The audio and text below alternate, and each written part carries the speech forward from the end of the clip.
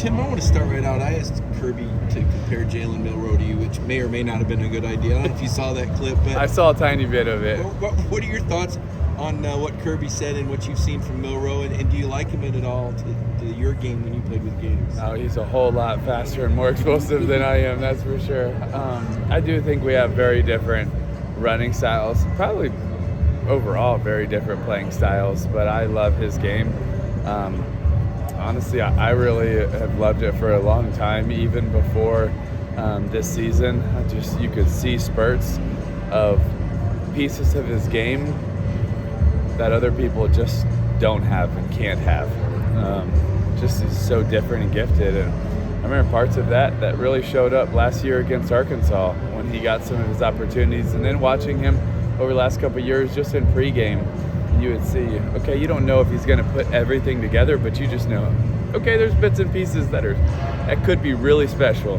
And you also, when a lot of guys walk by, like I've seen for a long time, in playing, and then the last 10 years of doing this, a lot of guys walk by. When he walks by, you're like, dang, that dude's kind of put together, And this was as a freshman, so he's very gifted, and I think the way that he's continued to take all those traits and abilities and improve them and improve his strengths, but also improve his weaknesses, his decision making.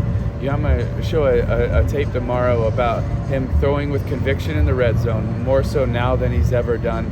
His decision making, his ability to be decisive in the running game on third down and take off, but then also now what Tommy has implemented is some of the quarterback run, which I think will be more involved in this game than probably any other game, maybe other than LSU, where it's not just zone read or scramble, but there's actually some design quarterback runs, which gave LSU fits in that game, which sometimes would look like zone read, but it's not. It's more of a quarterback keeper all the way. I think that'll be more implemented. That you look at those four areas and you just think, man, this guy can really take over a game, win all of those things when he's using them well, and the team's really putting that together, which they haven't always had to, right?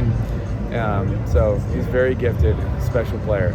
Jordan has a lot of offensive weapons too, a lot of mismatches from the Alabama defense. What does Alabama defense specifically need to zero in on when you have a guy like Brock Bowers and some other guys like that? I think the number one key for Alabama's defense is find a way, whatever it is, to make Carson Beck uncomfortable. I don't really believe that he's been uncomfortable all year. Even when he's been behind against South Carolina, when he was behind against Auburn, the tying drive and the go-ahead drive, they got pressure and it didn't even bother him. He stepped up in the pocket, made big-time plays. Against Blitz Zero this year, he hasn't been uncomfortable. I don't think he got uncomfortable one time against Ole Miss.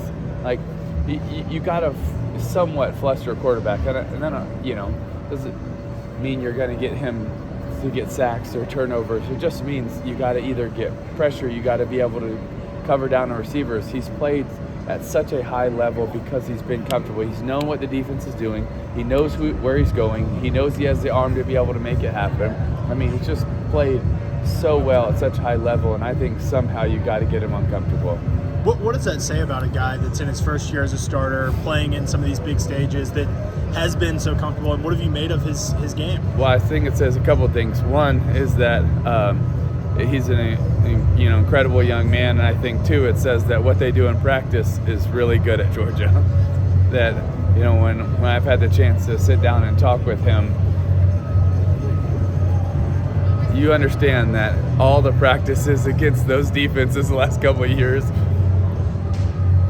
probably as hard, if not harder, than what he's experienced this year, and that's real. And when I just think that has prepared him, that when he's his first games, and asking him, all right, your first SEC game and you're down South Carolina.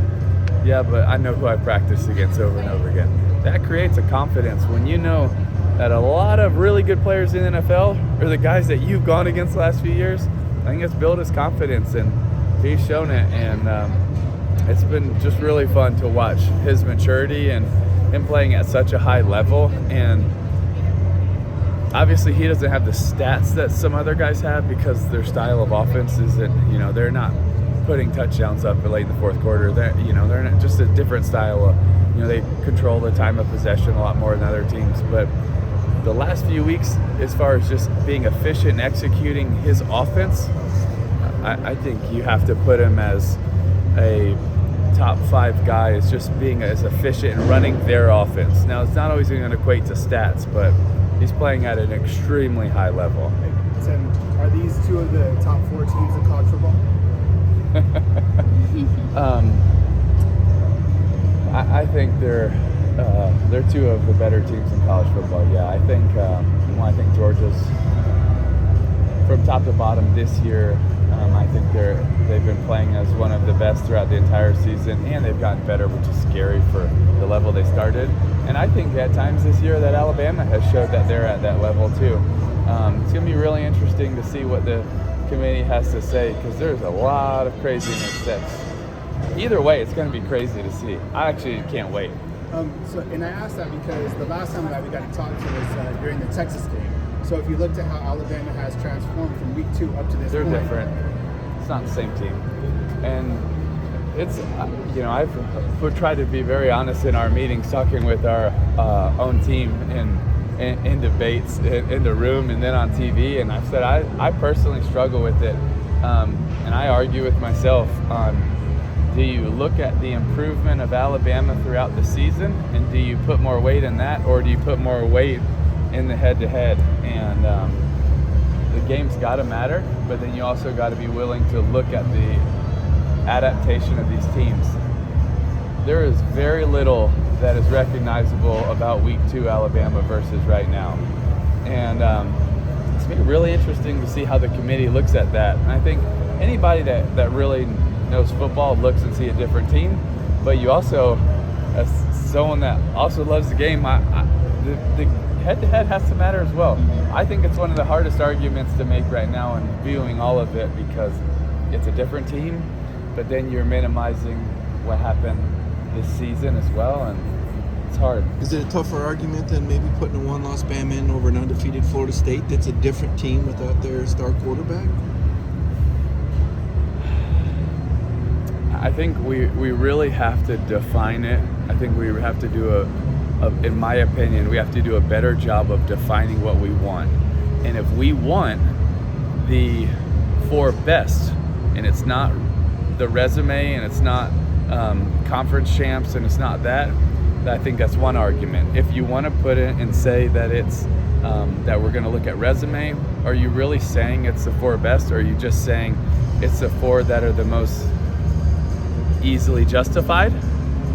And I think that's something that we're going to maybe see, depending how the games go this weekend. We're going to see a little bit of it, and I'm very intrigued to see how the selection committee views all of the teams. I think Florida State, depending on what else happens, but they're going to have to win, and depending on what happens, maybe convincingly, because Louisville's lost to Kentucky, that hurts. And if they win close, and there's so many different scenarios that could happen, right? But I mean, let's just say one is, if Alabama got to win, now what's going to happen? It's going to be a lot to take into account. And I think with Jordan Travis playing, it's a different argument than without him. I do think it's a little bit of a different team. I think Jordan Travis is one of the best players, but I would say as important, if not more important, he's one of the best leaders in college football. And you're a different team. Do you punish a team for that? It's also hard for me to understand, but if you say, hey, on head-to-head, who's a better team now? I do think it changes the argument. You talk about the growth of Alabama. How have you seen Georgia grow from when we talked to you back before that Kentucky game to now, especially considering the time that they spent without Brock Bowers and banged up playmakers elsewhere? How has Georgia improved in that? Yes. I mean, I think they're improved, but I don't know if it's just improved or it's that we got to see that they're able to do different things as well. So I think it's both. I think that there's so many other guys that they're so gifted, and sometimes I think we minimize that. Like, it's not Nick Chubb in the backfield, it's not Sony Michel, it's Lad's out. They got a lot of dudes that can go play. I mean, Oscar Delp is a backup tight end. That's also one of the better tight ends, I think, in the SEC. they got a embarrassment of riches. And I think when you got a quarterback like Carson, that it's not, I'm just going to one guy. I mean, he's going to wherever the coverage reads, whatever the game plan is. And I love it that when Brock came back, the majority of the time they used him as a decoy, and he works that way, and he helps the team that way. So I think it's also important to give Mike a lot of credit for his designs and what he's done and his game plans, because they have been excellent, especially Ole Miss. I was going to ask about Kendall Milton. Yeah. Kendall Milton. Yeah. You were talking about different players. Kendall Milton, Dylan Bell. He's gotten so much better. I think so. I think he's improved, and I don't think people realize what a big boy he is when he gets going downhill. And the offensive line has really come together, and their double teams are silly right now, moving people off of the ball.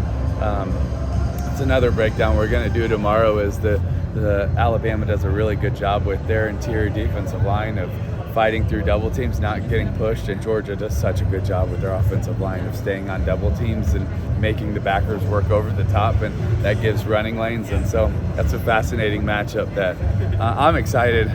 Maybe it's not as glorious to talk about as other matchups, but I'm really excited. And for a back like Kendall, when he gets going downhill, when you get a linebacker peep one side or the other and he's downhill, it doesn't matter, you get arms on him, he ain't going down. And I just think he's continue to improve, more confidence, that rhythm that backs get into. I've seen that a lot more, especially I think it was maybe starting Tennessee game.